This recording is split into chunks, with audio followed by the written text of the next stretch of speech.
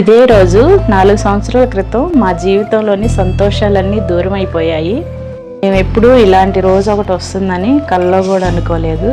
ఎందుకంటే మేము ప్రాణానికి ప్రాణంగా పెంచుకున్న మా జుమ్మి ఇదే రోజు మాకు దూరం అయిపోయింది.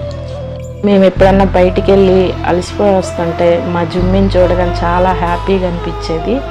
ఆ తర్వాత మేము ఇంటికి వెళ్ళాలంటేనే భయం వేసింది. ఎందుకంటే మా జుమ్మి లేని ఇల్లు ఊహించుకోలేకపోయాము. ఇంకా అందువల్ల ఇంకెప్పుడు లైఫ్లో డాగ్స్ని పెంచాలనుకోలేదు. ఆ బాధ భరించలేము అవి దూరం అయితే.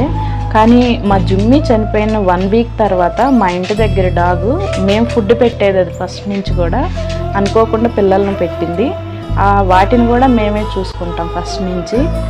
ఇంకా మా జుమ్మిని పెంచిన ప్రేమ వల్ల వాటిని మేము పెంచాల్సి వచ్చింది.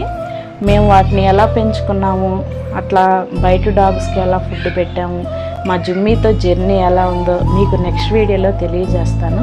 Thank you so much.